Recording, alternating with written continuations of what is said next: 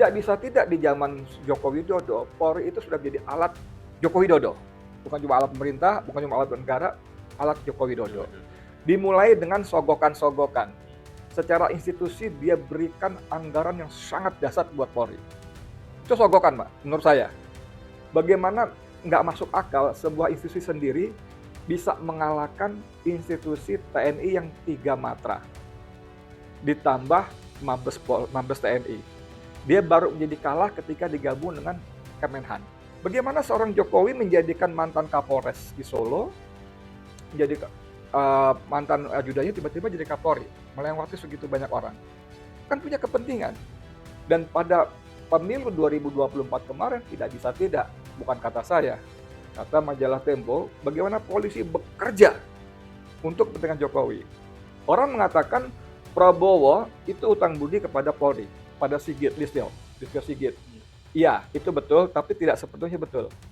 Itu betul, tapi tidak sepenuhnya betul. Laporan majalah Tempo itu menyebutkan Polri di bawah Sigit pada 2024 bekerja untuk PSI. Ada 17 kementerian lembaga negara. Ya kan? Dari mulai Polhukam di situ ada hukum, ya kan? Tapi dari 17 ini saya baca tidak ada yang tugas di Kementerian Dalam Negeri. Padahal di Kementerian Dalam Negeri kan ada juga polisi ini, selain Mendagri kan. Nah, kemudian ada di Sekjen DPD RI, ya kan. Kemudian ada lagi di Menteri Pertanian, ada juga di Menteri Menpan. Ya, itu nggak masuk 17, ya kan. Berarti yang sebutan 17 lembaga negara ini bertentangan dengan putusan MK nomor 114. Yang rame juga menjadi bagian dari program legislasi nasional sekarang santer dibicarakan soal usulan rancangan undang-undang revisi ya tepatnya ya nomenklaturnya revisi undang-undang Kepolisian Republik Indonesia. Sebagaimana kita ketahui dambaan masyarakat terrealisasinya lembaga penegak hukum di antara lembaga penegak hukum yang lain hadirnya sebuah lembaga penegak hukum yang benar-benar bisa menegakkan hukum, merealisasikan keadilan dan kepastian hukum. Seputar persoalan revisi Undang-Undang Polri di antara yang krusial adalah soal kewenangan ya. Soal kewenangan yang harapannya sebetulnya sebagaimana yang ada di berbagai sumber media, Istana berharap bahwa terrealisasi kepolisian Republik Indonesia yang dicintai oleh rakyat ya. Dan kita masih segar dalam ingatan kita kalau kita coba melihat jejak historis dinamika kinerja kepolisian Republik Indonesia yang sangat menyentak itu adalah kasus Sambo. Verdi Sambo itu. Ini tentu sangat terkait dengan persoalan reformasi kepolisian Republik Indonesia yang sekarang ini lagi marak-maraknya dikempenkan ya dan kita melihat bahwa ada respon dalam bentuk reformasi kepolisian Republik Indonesia yang disiapkan secara internal, tetapi di sisi yang lain Pak Prabowo juga menyampaikan kan soal reformasi kepolisian Republik Indonesia versi apa yang diinginkan oleh Presiden sesuai dengan kewenangan prerogatif atau hak prerogatif Presiden ya sebagai yang membawahi seluruh lembaga tinggi negara termasuk juga Kepolisian Republik Indonesia dengan kewenangan Kepolisian Republik Indonesia yang langsung di bawah Presiden yang berbeda dengan TNI ya. Kalau TNI kan di bawah Kementerian Pertahanan harus dibagi 3 matra. Kepolisian Republik Indonesia langsung dengan Presiden artinya secara budgeting, secara fiskal ruang fiskalnya lebih tinggi dan ruang kewenangannya juga jauh lebih tinggi, jauh lebih luas dan saya kira kalau wilayah pembahasannya mengenai persoalan keamanan, ketertiban umum itu terkait erat langsung dengan kepentingan rakyat. Kita tidak punya kita khawatir dan sangat menginginkan kepolisian Republik Indonesia itu independen, tidak diintervensi oleh kepentingan kekuasaan atau kepentingan politik ya karena kepolisian Indonesia itu kepolisian Republik Indonesia atau kepolisian negara Republik Indonesia ya bukan kepolisian pemerintah Republik Indonesia. Yang nomenklatur negara dengan pemerintah itu berbeda. Kalau pemerintah itu berarti dikendalikan oleh presiden, kalau negara ini dia menjalankan tupoksinya itu sesuai dengan amanah rakyat. Ya. konstitusi, amanah konstitusi. Alhamdulillah ini kita sudah dibersamai oleh 2 orang, dan saya kira Pak Ugro sebagai mantan Wakapolri sangat diharapkan bisa memberikan perspektif kira-kira isu di seputar persoalan revisi Undang-Undang Polri yang krusial itu isu di seputar apa, Pak? Karena ini kan banyak pembahasan mengenai harapan revisi Undang-Undang Polri, misalnya Natalius Wige sebagai Menteri HAM ya, itu menyampaikan soal usulan sipil untuk jabatan non operasional misalnya. Terus kemudian ada juga yang menginginkan polisi Republik Indonesia itu menjadi polisi rakyat. Nah, seperti apa ini? Isu krusial yang terkait dengan persoalan revisi Undang-Undang Polri. Silakan, Pak.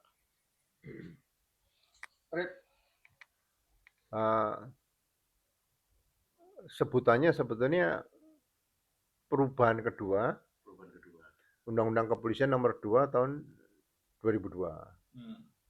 Jadi dulu mungkin Undang-Undang Kepolisian kan nomor 13 tahun 1961.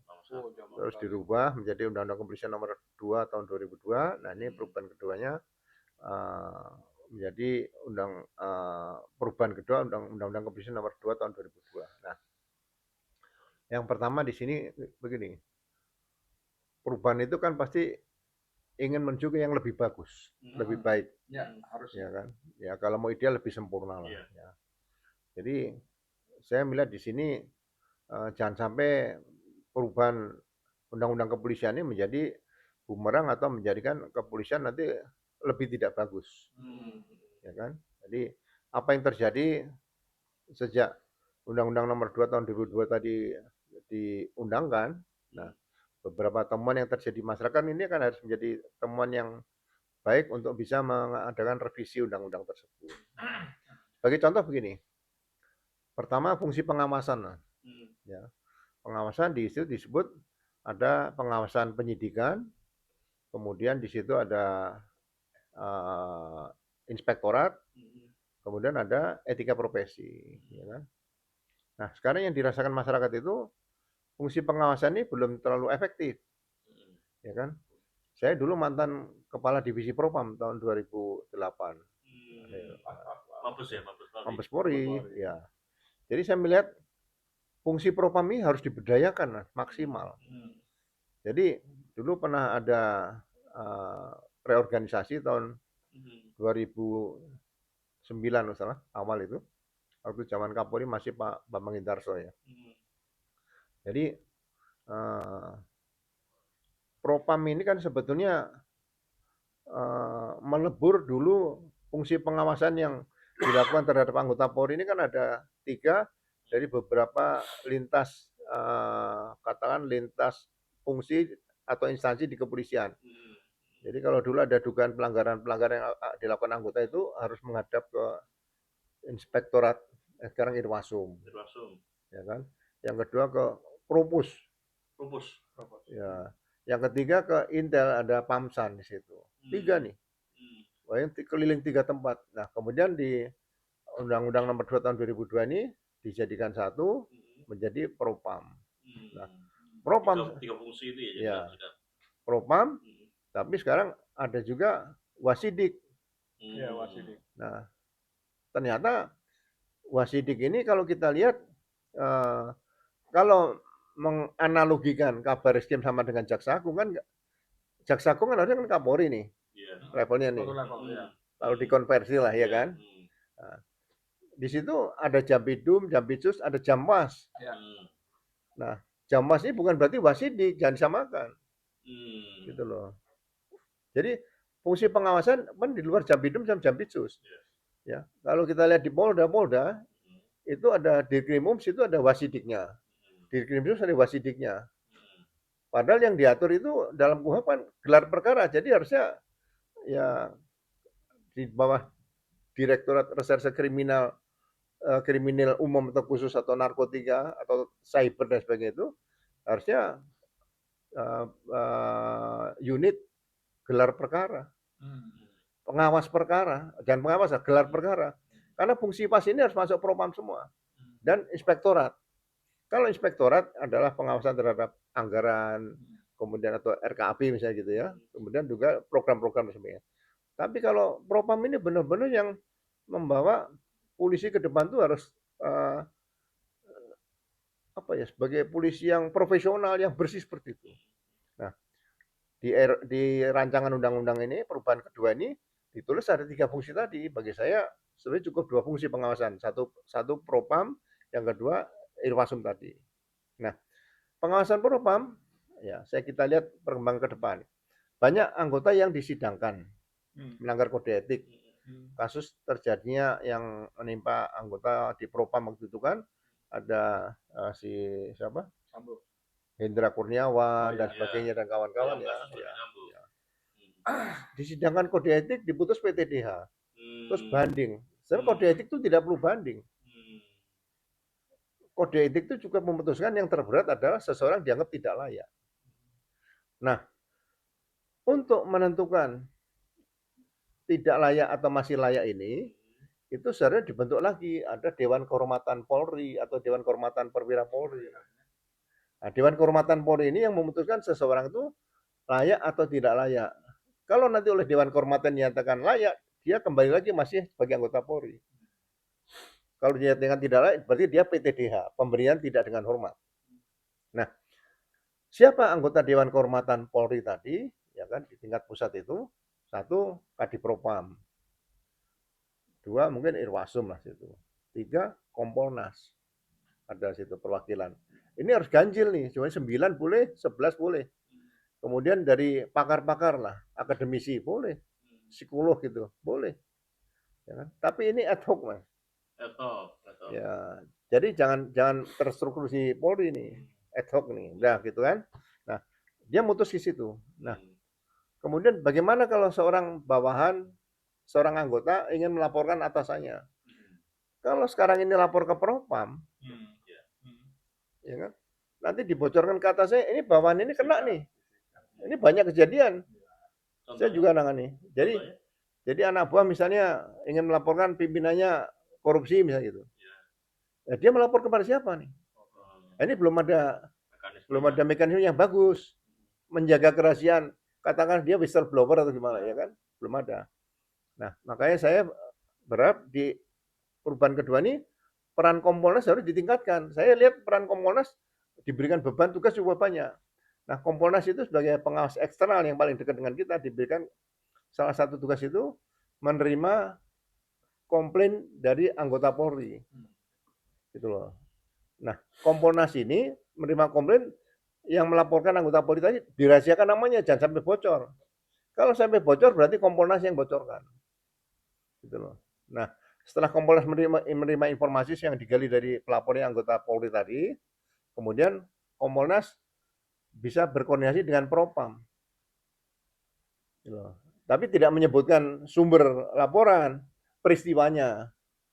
Nah, dibuktikan. Nah, kalau memang cukup bukti, seseorang yang dilaporkan tadi tidak perlu diperiksa kode etik. Ya kan?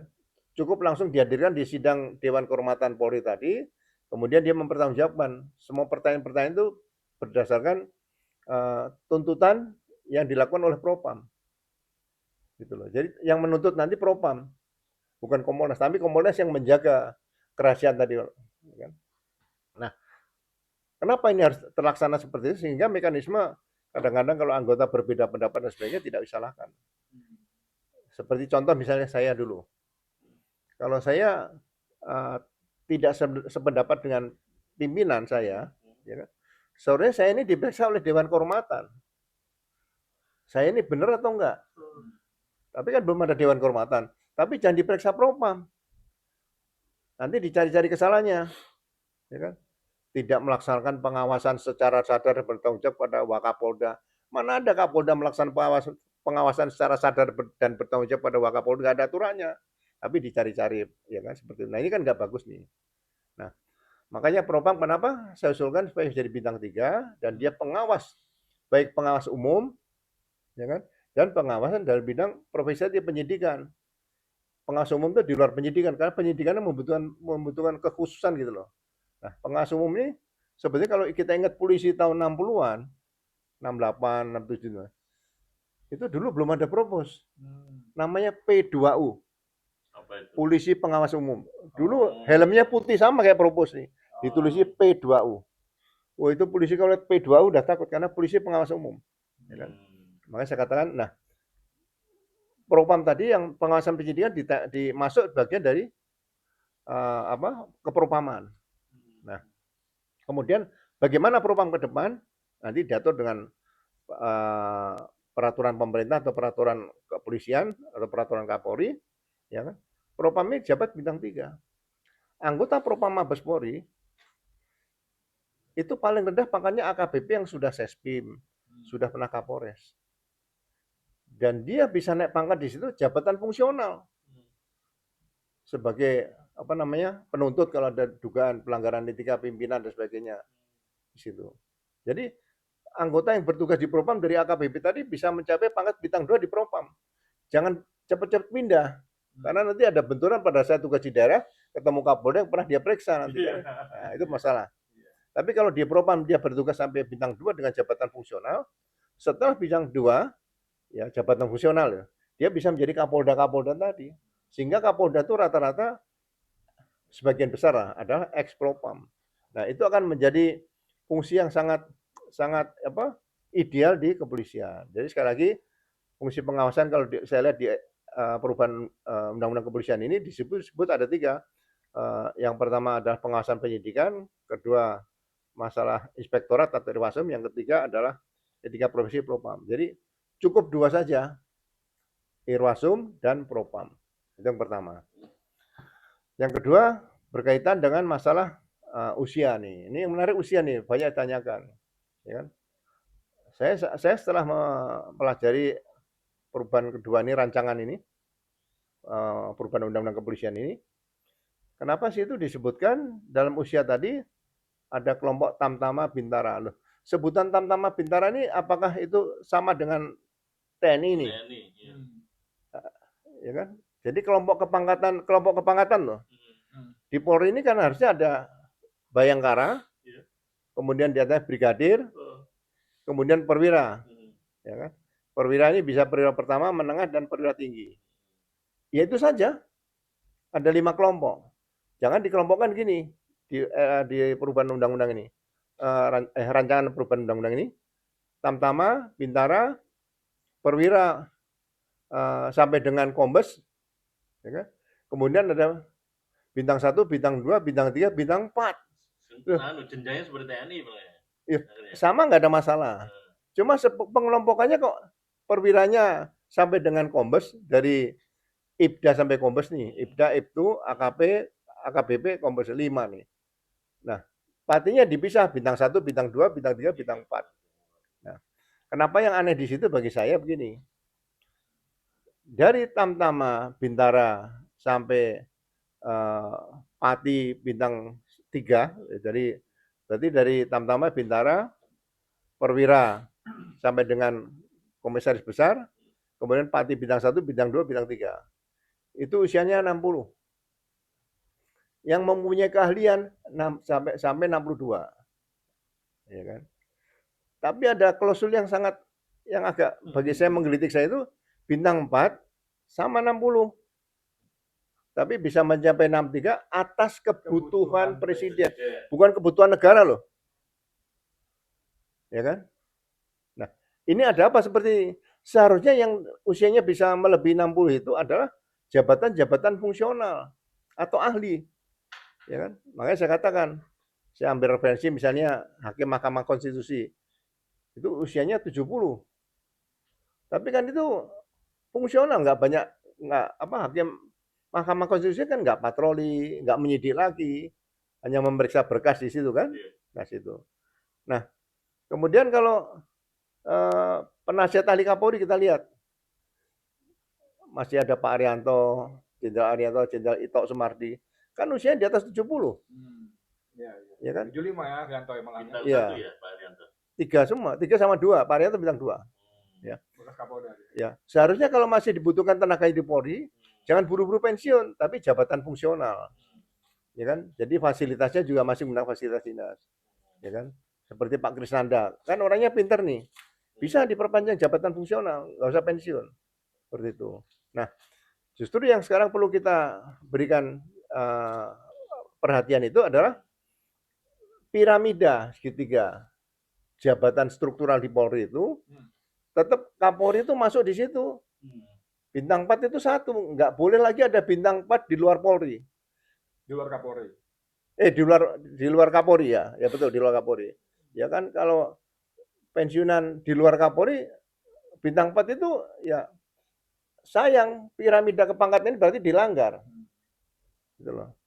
Nah, bintang 2, bintang 3 nanti diatur situ sampai pangkat yang terakhir seperti itu. Jadi ini yang harus didisiplinkan tuh disiplin piramida kepangkatan dan jabatan struktural. Nah, jabatan fungsional itu bagi saya jangankan 70 sampai umur 80 nggak ada masalah. Asal masih jernih ya. Otaknya masih bisa dipakai, ya kan, kesehatannya masih ya prima dengan ukuran internasional kan bisa dicek nih situ. Daripada pensiun buru-buru, ya kan? Jadi kalau orang di jabatan fungsional misalnya bintang 1 ya, usia 60 pensiun ya harusnya. Tapi kan jabatan fungsional, dia masih bisa naik bintang 2 lagi nanti 2 tahun. Bisa naik bintang 3, jangan bintang 4. Bintang 4 batasi 1. Jadi itu ada semacam penghargaan karena dia memang dibutuhkan oleh organisasi. Daripada tugas-tugas di luar. Ya kan? Jabatan-jabatan di kementerian. Nah, ini nanti nyambung nih. Nyambung dengan di dalam perubahan kedua ini. Nah, itu yang nyambung bagi saya tanda tanya adalah jabatan-jabatan di luar struktur Polri. Ya kan? Memang di pasal 28 bunyinya udah jelas. Bagi anggota Polri yang melakukan tugas di luar struktur Polri harus mengajukan pensiun dini Ya. atau Mundurkan diri. mundurkan diri. Ya situ. Tapi di penjelasan berbeda, ada yang penugasan Kapolri kecuali gitu. Nah, itu sudah dibatalkan di putusan MK nomor 114 tahun 2025. Tapi sekarang diakomodir nih di RU ini.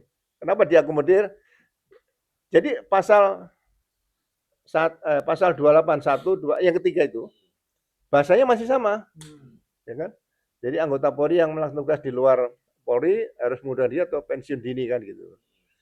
Tapi di situ ditambah kecuali Kebutuhan presiden. bukan, kecuali tugas di beberapa kementerian. Ada 17 kementerian lembaga negara. Ya kan? Dari mulai Polhukam di situ ada hukum, ya kan? Tapi dari 17 ini saya baca tidak ada yang tugas di Kementerian Dalam Negeri. Padahal di Kementerian Dalam Negeri kan ada juga polisi ini, selain Mendagri kan. Nah, kemudian ada di Sekjen DPD RI, ya kan. Kemudian ada lagi di Menteri Pertanian, ada juga di Menteri Menpan. Ya, itu nggak masuk 17, ya kan. Berarti yang sebutan 17 lembaga negara ini bertentangan dengan putusan MK nomor 114, ya kan. Nah, yang aneh lagi di pasal terakhir itu perubahan ini disebutkan bagi anggota Polri yang bertugas di luar struktur Polri, di luar 17 yang ditentukan dalam rancangan tadi, ya kan? Itu sebelum undang-undang ini undang-undang diundangkan harus alih status menjadi aparat sipil negara. Siapa yang mau bangga dengan Polri-nya terus alih status, ya kan? Dan tidak masuk kelompok 17. Tapi bagi saya 17 lembaga itu bertentangan dengan putusan MK. Jadi sekali lagi karena ini produknya Komisi 3 DPR RI, ya bagi saya jangan sampai perubahan kedua undang-undang kepolisian ini justru akan menjadikan Polri lebih kecil lagi, lebih tidak bagus lagi. Ya kebanggaan kita yang sebagai senior-senior pernah bertugas di Polri ini membaca rancangan perubahan kedua undang-undang kepolisian nomor 2 tahun 2002 ini, ya saya katakan ya saya sebagai seorang purnawirawan Polri merasa kecewa kok anggota DPR kok tidak bisa melihat Polri secara utuh, kok tidak ada yang ingin membesarkan Polri ini supaya benar-benar lembaga yang independen dicintai rakyatnya, ya kan. Ngapain harus tugas di luar? Kalau jabatan fungsional tadi, Mas, ya kan, bisa sampai bintang 3, ya kan, dengan fasilitas gaji, kemudian tunjangan jabatan, tunjangan kinerja, tunjangan lain-lain dan sebagainya sudah cukup tinggi. Ya, kenapa harus pergi ke luar Polri? Ya kan? Kalau ingin cari pangkat di dalam Polri masih cukup banyak yang bisa diisi. Ruang perannya aja berlebar. Iya, dan tidak ada lagi nanti jabatan ke depan tuh analis kebijakan anjak tuh nggak ada. Yang analis kebijakan dulu tuh seperti penyakit yang perlu disembuhkan, Mas. Nggak bisa itu. Nah, ini kalau jabatan fungsional diperbanyak, ya kan? Misalnya jabatan dia sebagai koordinator pengawasan di bidang koordinator penyidikan tidak pidana nih. Ya kan? Koordinator penyidikan tidak pidana kan bisa dijabat bintang 1, bintang 2, bintang 3 di Bareskrim. Tapi bukan Wasidik. Wasidik sudah diserahkan ke Propam. Nah, Propam itu nanti ahli-ahlinya atau jabatan fungsional juga banyak di situ. Jadi ya mari duduk bersama dulu, jangan dipaksakan bahwa usia 60 ya kan. Kemudian hanya Kapolri yang bisa sampai 63.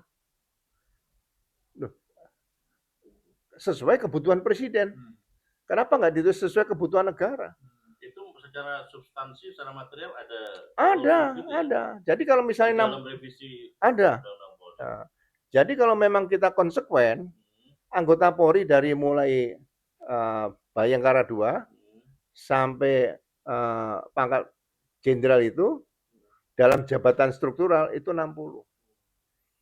Nah, ini nanti pengaruhnya juga seperti pendidikan nih, Mas. Ini pendidikan ini juga diatur. Jadi rancangan undang-undang ini harusnya mengatur yang pertama kelompok pangkat. Kelompok pangkat di Polri ada berapa? Ya, saya katakan ada Bayangkara, Brigadir, perwira pertama, perwira menengah, perwira tinggi. 5 aja. Jadi jangan dibagi tamtama, bintara, perwira sampai dengan kombes, bintang 1, bintang 2, bintang 3, bintang 7.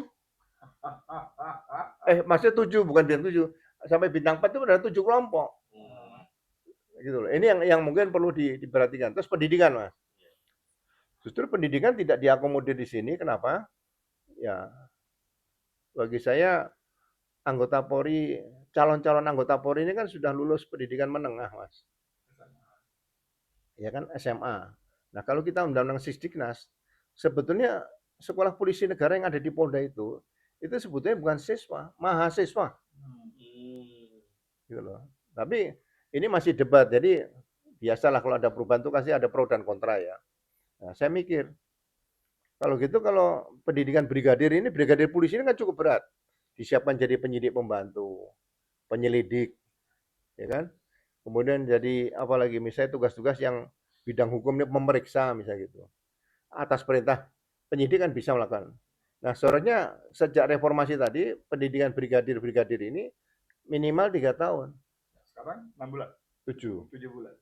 Nah, kenapa 3 tahun? Ya kan? Karena setelah 3 tahun, berarti dia masuk polisi umur 18. Ya kan? Umur 21 dia bribda. Ya kan? Umur 25 dia bribtu. Terus umur 29 dia brigadir. Umur 33 dia brigadir kepala. Nah, setelah 33 masa kerja 2 tahun, dia ambil S1 di STIK. Kan tadi lulus brigadir diploma 3, Mas. 3 tahun kan? Nah, umur 35 dia ikut S1 di STIK. Nah, sampai umur 37 dia lulus STIK, itu sudah dapat S1 dan sudah naik menjadi perwira. Alih status IPDA. Oh, maksud IPDA. Ya kan? Jadi umur 37 seorang lulusan brigadir tadi pasti sudah IPDA. Nah, kalau usia sampai 60, berarti kan masih ada waktu 23 tahun. Jadi pensiunan brigadir nantinya itu semuanya minimal komisaris besar. Ya, jangan bintang 1, komisaris besar. Ya kan? Nah, baru nanti tamtama harusnya kan tetap setahun. Tamtama setahun kan D1 nih. Nah, saya juga mengusulkan kalau bisa pangkat tamtama jangan terlalu banyak. Tamtama sekarang tuh ada 6. Barada, Baratu, Baraka. Kopda, Koptu, Kopka. Udah. Tamtama. 6 kalau kali 3 tahun 18 tahun jadi tamtama. Nah, bagi saya tamtama juga Barada, Baratu, Kopda, Koptu ya. Jadi 4. 4 kali 3, 12 tahun. Ya kan? Jadi dia pendidikan umur 18 itu, D1 umur 19 sudah jadi polisi, Mas. Ya kan? 19 tambah 4 kali 3, 12, berarti umur 31. 31 dia ambil sekolah brigadir 2 tahun. Jadi umur 33 dia udah bribda. Nah, bribda nanti berarti tinggal tambah sampai berapa tadi? Sampai bribda terus dia naik sampai brigadir kepala ikut STIK. Jadi dia nanti pensiun tamtama polisi itu begitu pensiun adalah AKBP. Hitungan saya situ. Nah, ini harusnya diatur nih. Dan pendidikan di polisi itu nanti setelah lulus pendidikan pembentukan tidak perlu seleksi lagi. Jadi tidak ada lagi nanti pensiunan yang brigadir itu masih pangkatnya IPDA, IPTU, AKP, enggak ada. Semuanya pasti kombes. Seperti itu. Nah, itu perlu dirumuskan dalam RUU ini bagaimana ngaturnya sebagai undang-undang sebagai sebagai dasarnya, nanti induknya bagaimana pelaksanaan seperti itu. Jadi hal-hal seperti ini bagi saya ya makanya saya senang bicara seperti ini karena saya tetap cinta Polri bagaimana undang-undang itu bisa berlaku secara umum. Tidak khusus pangkat itu hanya bintang 4 bisa diperpanjang 3 tahun, ini kan aneh nih angka 3 dengan angka ahlinya 2 tahun. Jadi apakah jabatan bintang 4 itu lebih tinggi daripada ahli? Harusnya ahli ini bisa dijabat oleh bintang 3 ke bawah seperti itu. Atau jabatan fungsional ini bisa dijabat oleh bintang 3 ke bawah seperti itu. Ya. Itu saja, Mas. Ya, sampai ke umur dulu Pak ya. Nanti dilanjutkan. Ya, Saya ini ke Bang Edi Mulyadi, seorang wartawan melihat revisi Undang-Undang Polri dengan latar pernah dipenjarakan kasus KM 50 dan catatan-catatan law of enforcement terkait dengan peristiwa hukum ya, mulai izin buang anak dan lain sebagainya. Anda melihatnya seperti apa? Revisi Undang-Undang Polri dengan latar kinerja kepolisian Republik Indonesia dengan berbagai dinamikanya. Kasih. Assalamualaikum warahmatullahi wabarakatuh. Waalaikumsalam warahmatullahi wabarakatuh. Koreksi dikit, saya di penjara bukan karena KM 50, tapi soal IKN. Walaupun kemudian saya yakin IKN itu hanya pintu masuk aja. Saya diincar di KM 50-nya sebetulnya. Tapi saya nggak mau ngomong soal itu. Saya nanti sangat personal kalau ngomong seperti itu. Saya yang Pak Ugro jelaskan panjang lebar tadi itu jeroan yang teknis ya. Saya nggak gitu paham segala macam. Cuman tadi saya pikir kalau orang lulus SMA lalu 3 tahun baru jadi bribda, waduh masa kayak kesuwen gitu loh. Semoga temannya di TNI lulus SMA masuk Akmil ya, 3 tahun jadi Secapa. enggak yang masuk itu Akmil. Bukan Cabar. Akpol masih ada lain lagi. Nah ya makanya kan kesuwen, nah, kasihan. Tapi udahlah biarlah itu udahlah, saya nggak bilang gitu. Saya hanya melihat bahwa ada apa gitu loh. Tadi kan secara sangat sepintas Pak Ugro menyinggung kok ini bisa ada pembahasan revisi kedua hal-hal seperti ini di Komisi 3. Saya mau lihat gambar besarnya di DPR, bukan Komisi 3 aja. Itu kan beberapa hari kan beredar meme. Bagaimana ternyata sekian puluh persen anggota dewan kita itu pendidikannya SMA. Dari 500 sekian orang itu hampir 200 SMA. Anda bisa bayangkan ke anak-anak SMA ini ya, membuat undang-undang gitu loh. Membuat undang-undang yang nanti akan mengikat seluruh warga negara bangsa ini. Itu aduh gila ini. Gila banget. Bagaimana mereka juga secara isi otak, maaf kalau saya kasar ngomong gitu, juga nyaris nggak ada apa-apa. Mereka hanya modal punya duit, atau dia punya popularitas yang artis segala macam, lalu masuk dewan, masuk DPR, dan dapat fasilitas yang mereka gaji semuanya sendiri kan, dapat fasilitas, dapat uang reses segala macam yang jumlahnya itu simsalabim luar biasa, itu tanda kutip pendapatan resmi, belum yang nggak resmi, ya kan?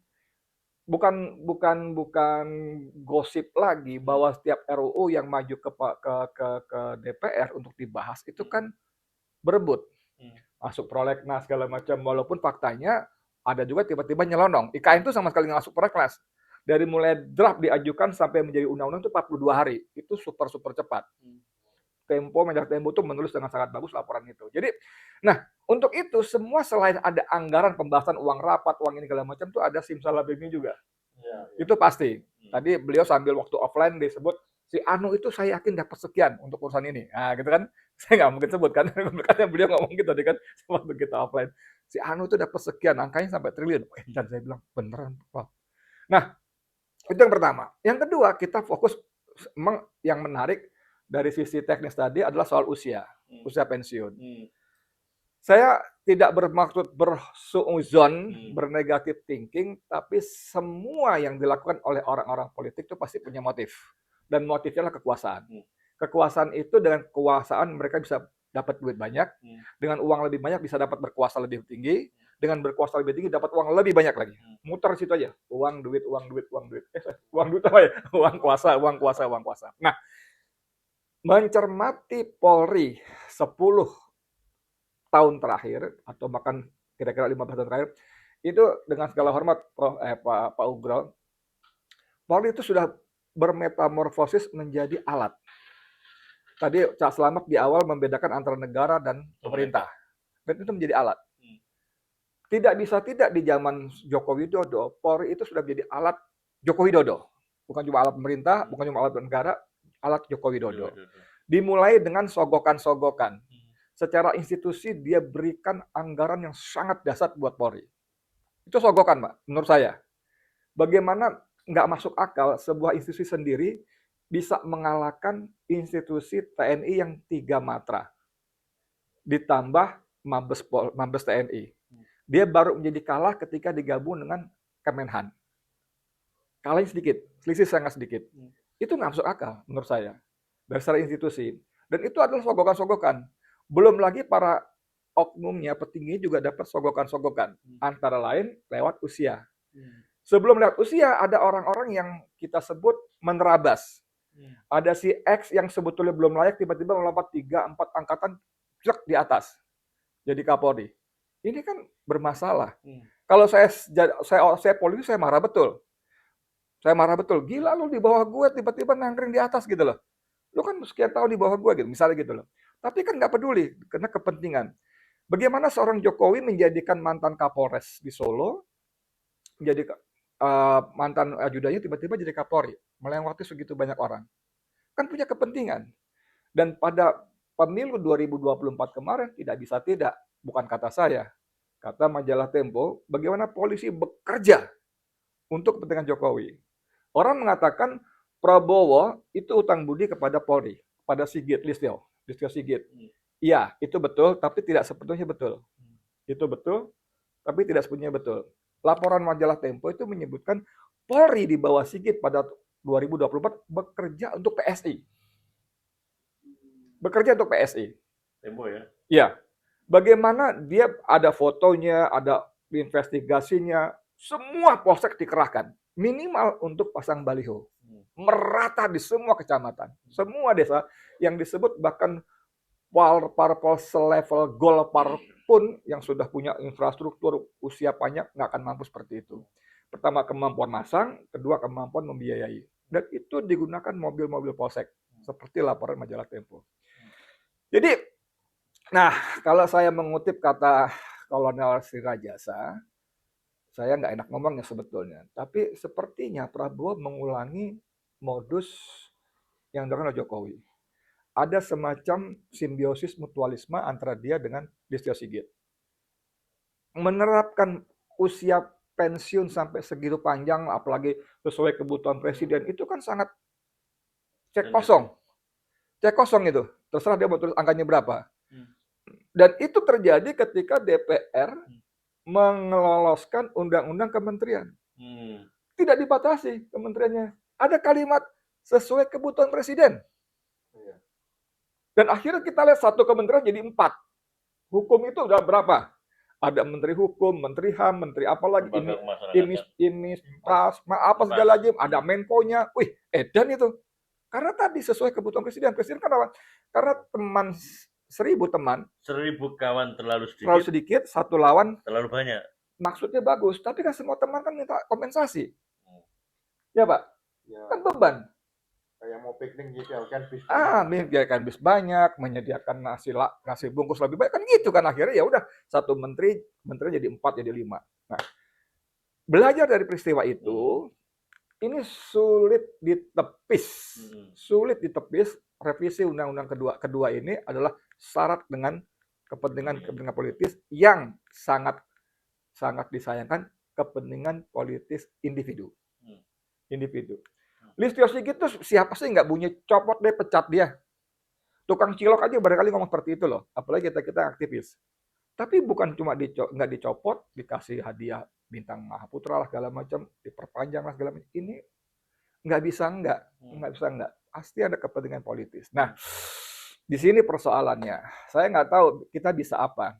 Kita bisa apa, bunyi kencang sudah, apa sudah, segala macam. Tapi memang kalau kita baca komentar-komentar netizen, komentar-komentar orang-orang di grup-grup WA, itu kan semua bermuara pada orang-orang seperti ini.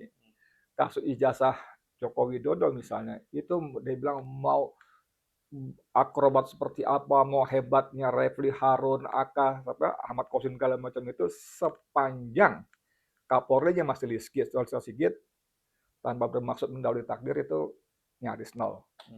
Karena memang dia tegak lurus ke perintah Jokowi.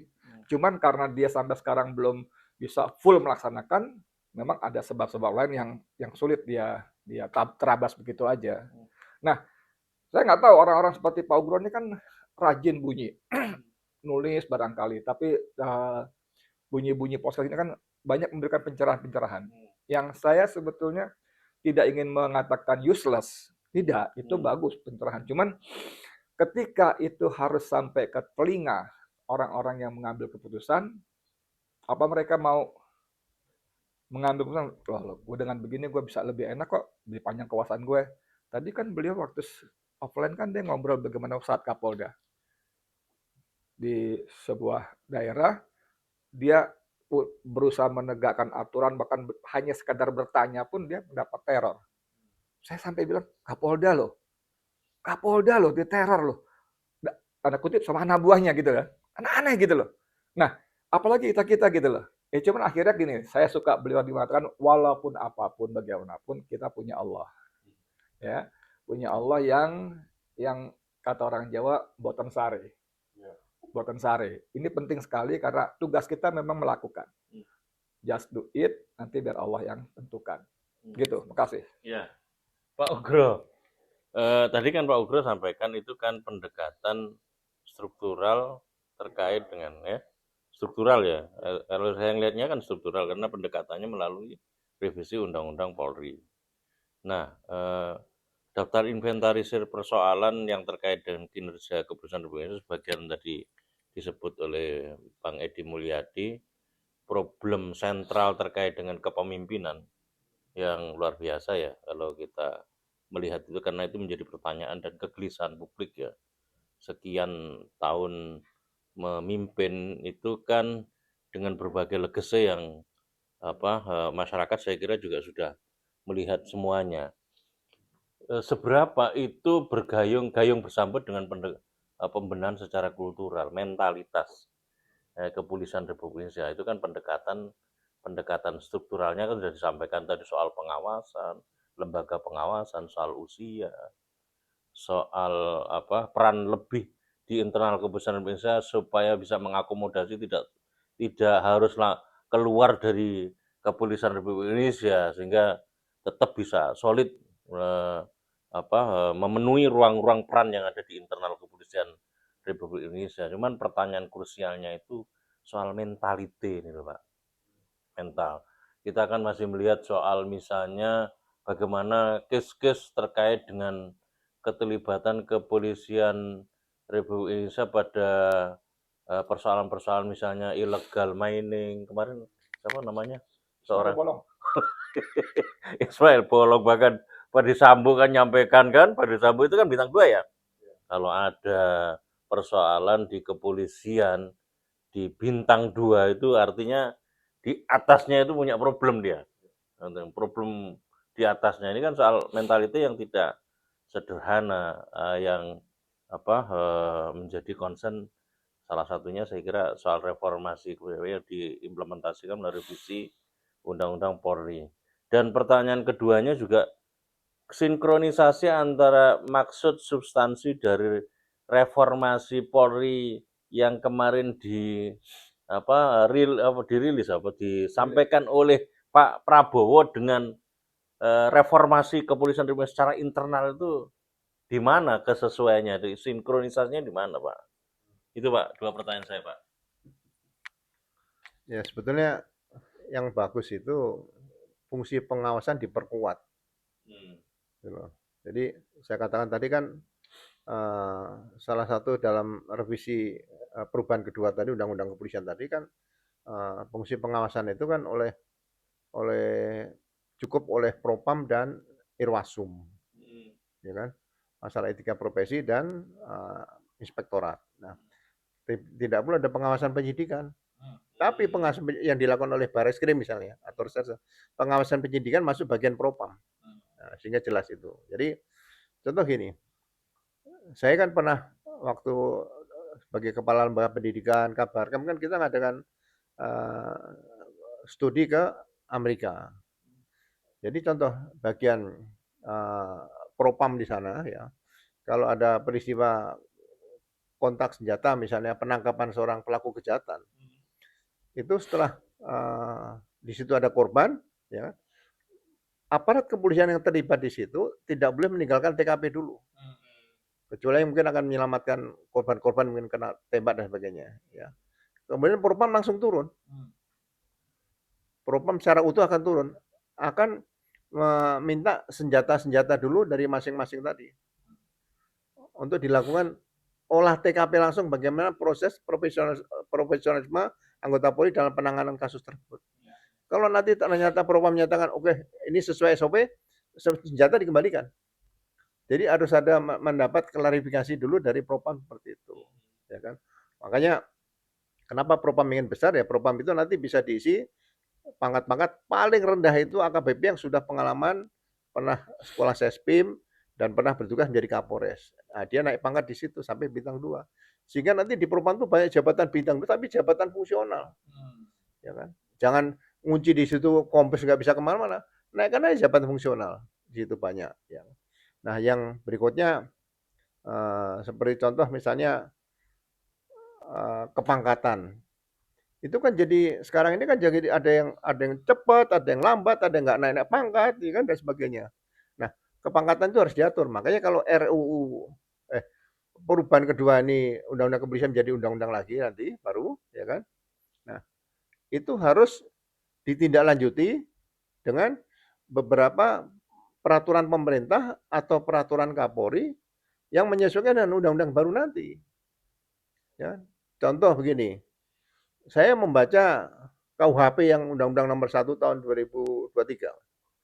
Itu pasal 624 itu kan baru saya temukan sekarang ini bahwa undang-undang ini akan diberlakukan 3 tahun terhitung setelah undang-undang tersebut diundangkan.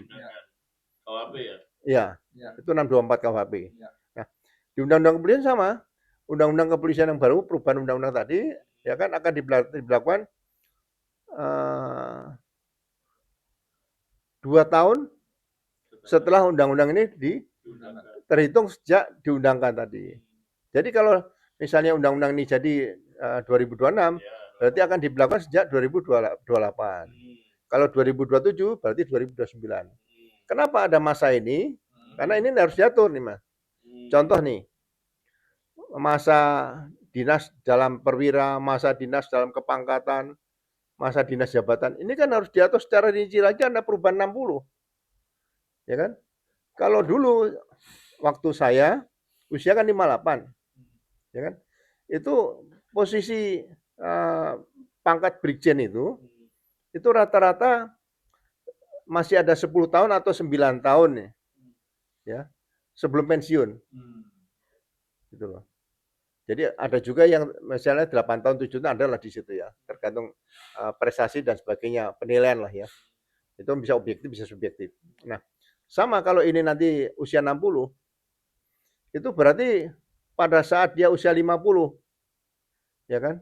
Kan kalau lulus Akpol, Akademi Kepolisian tadi, kan umur 22. Jadi setelah dinas 28 tahun, atau 27 tahun, nggak ada masalah.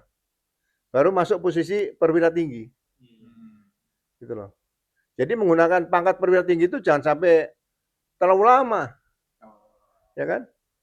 Kenapa saya katakan 27 masuk atau 28 tahun setelah dinas tadi baru masuk jajaran perwira tinggi? Ini kalau nggak diatur secara benar, ya nanti begini mas. Jadi lulusan Akpol 2000 nih, ya kan? Lulusan Akpol 2000 itu nanti pada saat 2028 baru bisa masuk jajaran perwira tinggi. Menengah dulu. Akpol 2. Enggak, maksudnya lulusan Akpol nggak IBDA nih. IBDA lulus kan umur 22. Nah, pada saat dia berusia 50, 50 tahun, dia baru masuk jajaran Pati. Yang tepat waktu loh ya. Ya. Tapi atau usia 49 nggak ada masalah. Ya kan? Di situ. Atau usia 5 tahun nggak ada masalah. Tapi paling tidak tuh usia 28 tahun dinas ya bekerja nih. Setelah bekerja 28 tahun baru dapat jabatan Pati. Nah, jadi kalau misalnya lulusan Akpol tadi 2010 kan berarti 2038 nih. Baru bisa masuk Pati nih. Nah, kalau lulusan Akpol 2011 itu 2039 baru bisa jadi jenderal. Gitu loh. Ini harus diatur secara rigid pakai peraturan-peraturan Kapolri atau peraturan kepolisian yang berdasarkan undang-undang. Kalau ini nggak diatur, nanti ada yang masih, ya mohon maaf, mungkin ada yang masih baru dinas 10 tahun, ya kan? Tahu udah jadi pamen, baru usia 15 tahun udah jadi jenderal. Ini menimbulkan situasi yang tidak harmonis nanti dalam hubungan antara adik dan kakak atau senior dalam kepangkatan dalam tugas-tugas kepolisian, TNI mungkin juga sama. Jadi makanya kita sarankan kalau bisa nanti dalam perubahan undang-undang ini dicantumkan di pasal terakhir seperti KUHP tadi. Ini bagi saya hal yang bagus yang kira-kira mempersiapkan bagaimana undang-undang ini nanti dilaksanakan secara baik dan benar seperti itu. Bang Edi silakan diberikan pamungkasnya lah ya. Apa harapannya masyarakat yang diwakili oleh aktivis terkait dengan revisi perubahan kedua ya di Undang-Undang Polri. Ya, sebetulnya sih sebagai rakyat pembayar pajak, kita kan berharap bahwa semua aparat sipil, militer, TNI, Polri segala macam itu kan bekerja untuk rakyat, ya kan? Jangan bilang gaji gue kan kecil dari rakyat, justru kan gitu kan? Justru dari pajak kami kalian bukan cuma dapat gaji dan fasilitas, tapi dapat wewenang, mandat. Gaji kalian boleh kecil, tapi karena wewenang kalian besar, kalian bisa macam-macam kan begitu kan ya? Saya di dalam penjara misalnya, itu seorang penyidik itu dengan pangkat yang jabatan penyidik yang pangkatnya cuma IPDA apa segala macam itu bisa menghasilkan uang sangat banyak. Karena dia punya wewenang. Apa? Datang tiba-tiba ke kamar saya, ke sel saya, mukanya kusut. Ada beberapa memar. Saya bilang, kenapa lo? Habis diperiksa, Pak. Kenapa? Itu istri saya mau dipanggil jadi saksi. Dia orang Semarang, tinggal di Semarang. Ada masalah. Terus, ya kan istri saya sakit. Nggak mungkin saya bawa tambah sakit dia. Terus, ya saya minta nggak usah dipanggil. Setuju, tapi saya bayar 300 juta. Itu bayang, itu kejadian gitu loh. Kejadian waktu itu terlampau banyak hal begitulah. Jadi kalian tuh bekerja dengan uang kami rakyat, please lah gitu ya. Apapun niat kalian mengotak-atik angka segala macam, umur segala macam itu please ya. Please semua semestinya untuk kepentingan negara. Beberapa waktu lalu kan beredar tuh si Listio Sigit dengan sejumlah patinya bawa obor malam-malam itu. Ada semacam sumpah apa janji yang kemudian oleh netizen dipersoalkan. Dia setianya kepada institusi Polri. Disebut dipersoalkan, mungkin masih ingat nggak? Ya. Itu video agak panjang tuh 5 menitan. Saya nggak gitu paham itu. Tadinya saya berpendapat itu bentuk kebanggaan kepada korpsnya, pada institusinya. Tapi ketika netizen bilang, kok kepada Polri, kok bukan kepada negara, segala macam. Ini kan rawan. Bahwa kalau saya jadi presiden, saya bisa menggunakan Listio Sigit atau Kapolri-nya, lalu saya perintahkan Polri-nya, institusi untuk melayani saya. Tapi kalau misalnya untuk kepentingan negara, secara teori, ketika saya presiden memutuskan ini itu, maaf Pak Presiden, yang Bapak perintahkan melanggar kepentingan negara, sumpah jabatan saya. demi Allah saya akan melakukan bla bla bla begitu.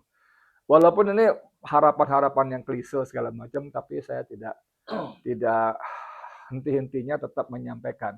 Mudah-mudahan gitu, mudah-mudahan kalian mendapat petunjuk dari Allah Yang Maha Kuasa. Amin. Pak Ugro mau closing statement? Ya, biasanya kalau ada perubahan-perubahan undang-undang gini kan ada yang merasa, oh kok saya dirugikan, oh saya diuntungkan dan sebagainya. Nah, seperti tadi kan saya cerita masalah seorang brigadir gitu. Kalau dia pendidikan 7 bulan saja, ya ilmunya yang didapatkan itu ya bagus dasar-dasar saja. Tapi kan dia akan mengalami nanti tugas sebagai penyidik pembantu ini kan nggak bisa didalami. Kenapa?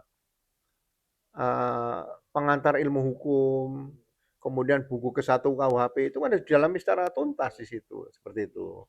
Makanya sebutnya mahasiswa. Jadi dia tidak merasa seperti zaman dulu masuk secaba dulu. Waktu masuk pertama kali dulu sebelum reformasi kan seperti itu nih.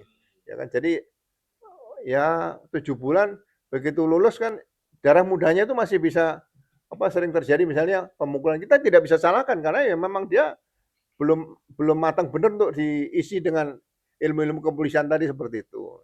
Nah, kemudian seperti Akademi Kepolisian Semarang nih misalnya. Nah, ini mereka kemana nih nanti? Bagi saya, ini perlu dibicarakan nanti. Makanya waktu 3 tahun atau 2 tahun untuk menyesuaikan undang-undang tadi perlu dirumuskan kembali. Jadi mungkin Akademi Kepolisian Semarang tetap seperti ini D4, diploma 4 kan, jadi sarjana terapan. Tapi setelah itu dia ngambil pendidikan lanjutannya di mana untuk ilmunya tadi. Ya, dia ikut di perguruan tinggi di mana dia bertugas, itu ambil fakultas hukum bisa, sosial politik bisa, ekonomi bisa, ya mungkin di bidang komunikasi bisa. Karena itu yang kaitan dengan tugas-tugas polisi ini. Ya kan? Nah, ini kalau bisa dikembangkan ke depan, nanti polisi tidak lagi harus menerima sarjana yang menjadi polisi yang berasal dari 4 disiplin ilmu tadi. Yang dibutuhkan polisi dari sarjana adalah misalnya dokter, insinyur, dan sebagainya. Terus ahli mungkin komputer dan sebagainya itu yang bisa diambil untuk mendukung tugas Polri atau hubungan internasional. Itu bisa. Nah, ini ke depan harus dibicarakan kembali ya. Jadi mudah-mudahan tidak ada yang merasa bahwa oh saya dirugikan, enggak. Jadi Undang-Undang Sisdiknas, Sistem Pendidikan Nasional menyatakan bahwa pendidikan itu ada pendidikan dasar, menengah, tinggi. Jadi kalau sumber sekolah atau pendidikannya itu dari alumni pendidikan menengah, berarti dia statusnya sudah pendidikan tinggi. Sebutnya tidak siswa lagi, jadi mahasiswa seperti itu. Sehingga mudah-mudahan ke depan ini akan memberikan perubahan mental yang dikatakan tadi sama Selamat tadi, bahwa perubahan ini juga harus diawali dari pendidikan-pendidikan tadi Polri yang harus ada perubahan seperti itu. Terima kasih, Mas. Terima kasih Pak Ugro, terima kasih Bang Edi Mulyadi. Pondasi dari pendidikan semuanya sebetulnya adalah soal pendidikan mental. Karena perspektif kualifikasi SDM itu ada 2, skill kompetensi, mental attitude. Nah, mental attitude itu memang kalau bicara mental attitude ya kembali lagi ke dasar keyakinan seseorang. Sebagai seorang yang negeri mayoritas muslim, saya kira harus dikembalikan kepada basis nilai agama untuk memperkuat mental attitude seseorang. Insya Allah dari sisi itu apapun jenjang pendidikannya, kalau basisnya itu adalah basis pendidikan karakter, pendidikan mental, attitude-nya, maka itu menjadi solusi mendasar di tengah kondisi di mana ada banyak reformasi struktural yang dilakukan. Reformasi mental mengiringi reformasi struktural. Demikian, terima kasih para pemirsa. Ihdinas shiratal mustaqim, bila taufiq hidayah. Wassalamualaikum warahmatullahi wabarakatuh.